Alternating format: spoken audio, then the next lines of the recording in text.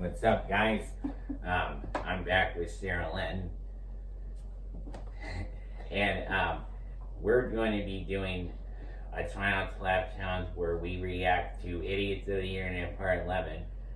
We're not going to be using water for this because I feel like having water in my mouth, my mouth feels a little cold afterwards. Mm-hmm. How about you, Sarah Lynn? Yeah, I feel the same.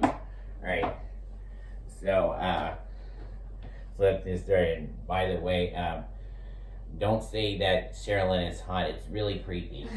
You know. Just say like she's very attractive, but don't say she's hot. Anyway, let's get ready. Oh god, you're not gonna believe what the fuck I found this week. Why don't homeless people just buy a house? You know, I've always thought of that too. If you're homeless, just buy a house. Problem solved! What the fuck are you talking about, you dildo? Just buy a house? What do you think, they like volunteered to sleep on the street? Do you really think they're sleeping outside on cardboard boxes because they're the outdoorsy type? No! They have no fucking money! That's like saying true. people with cancer, why do they have cancer? Why would they have that at bed? Why don't you just not have cancer? Don't have it. Why would you get it? Obviously, if that was an option, they would fucking do it. This is like when people say that shit about homeless people, like, oh, why don't they just get a job? Because it's not that fucking simple. You think it's easy for a person who's been living under a bridge to just walk into a place, hey, how you doing, and get hired? One homeless person did that in the history of the earth, and they made a movie about him, and Will Smith was the actor. That's how impressive that is. Is it actual clowns or people dressed up as one? I'm confused. What? No, really, it's ridiculous. Oh my head hurts sometimes. Actual clowns? Actual clowns. What do you think clowns are? Like an actual species? They're just like their own thing? Like there's these people that are born with red noses, size 37 feet, and red afros? I love how this girl ended this tweet also with the parentheses, I'm confused, like that was necessary. Clearly you're fucking confused. We know that. Multiple law enforcement agencies are stationed here at this middle school in Aberdeen. Alright, now listen, I'm not trying to take away from the crime that may or may not have happened at this middle school, but what the fuck is law enforcement? Law enforcement is a thing, but law enforcement are just three words that mean absolutely nothing when you put them together. Maybe this guy should stop taking pictures of the middle school and march his ass in there and enroll in some classes because he doesn't know what the fuck's going on. Vent alert! This should be good. I tell my sons to write their spelling words and my 10-year-old said it's too hard and he don't want to do it.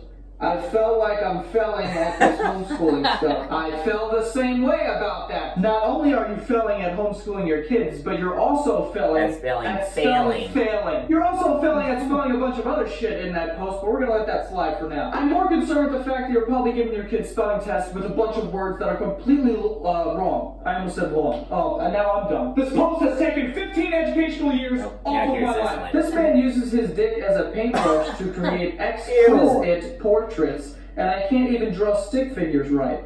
Shaking my head. Okay, just give me a second because as I read that, blood shot out of my ass. I don't really know where to begin with this. I guess we'll start with exquisite. Believe it or not, but that's one word. It's exquisite. And you know, I would be less upset if you just spelled the word wrong. But the fact that you spelled it the way you did is unbelievable. But to be honest, that's the least of my worries here. I don't want you guys to let the misspelled word distract you from the fact that Pablo Picasso over here is making dick painting. This man is taking his dick, dipping it in paint, and then drawing with it. How does that happen? How do you decide that you're going to start using your dick as a paintbrush? Like, did you run out of any brushes and he was too lazy to go to the store? He's like, alright, whatever, this'll do. I'll just try this. And doesn't that hurt? Like, if I get soap in my pee hole, it feels like my dick's on fire. Would hurt. And this guy is dipping his dick in paint and then smearing it on a canvas. He's either got the strongest dick skin in the entire world or his dick looks like chopped meat. Someone posted this in the bathroom where I work. Okay, I have a ton of questions.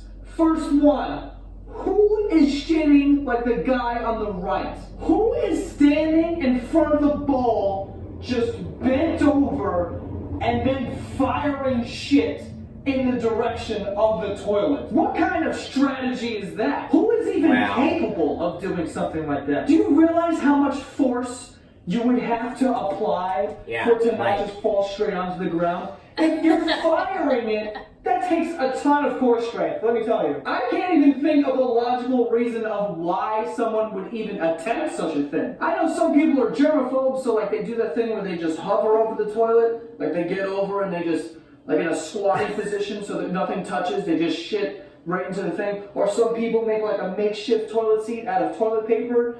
But who is just bending over and then blowing shit out of their ass as hard as they can? My second question, because the person said I found us in the bathroom at work, who is hiring this wild shitting maniac? At no point during the interview did you know that this person was clearly out of their fucking mind. You know what? That's not fair. That wouldn't come up in an interview.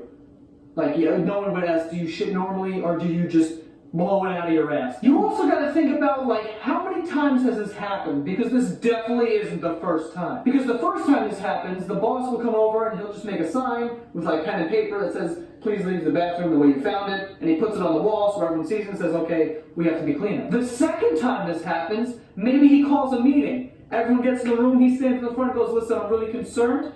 This is the second time we found an entire toilet bowl covered in shit. Looks like a shit grenade went off. Let's get it together here and not have that happen again. But the third time this happens, you're like, okay, clearly I'm not getting through to people, so I need to draw out how to properly take a shit and make a diagram for people so they know how to do it. It's amazing. That's amazing. Wow. Anyway, that's all for this week's video. Don't forget to subscribe to my podcast. It's called The Basement Yard. It comes out every Monday on iTunes and SoundCloud. And if you're Also, why would they have like that thing in the bathroom? Yeah. Silly. Yeah. Like, have you seen people like have those kind of things where like the no part like just bending over or something? And also that pee-pee as a paintbrush thing. Oh. He said this man is taking his pee-pee, dipping it in paint, and then drawing with it. Yeah. Wouldn't that hurt? Because like if I get soap here, it would hurt really bad. Anyway, guys, thank you for watching this week's video. Don't forget to subscribe to James Loves Christian Stuff. Check out Cheryl Lynn on Facebook, facebook.com/Cheryl Lynn Halliburton. Check me out on Facebook at James Norton, and I'll see you guys next Monday. And yeah.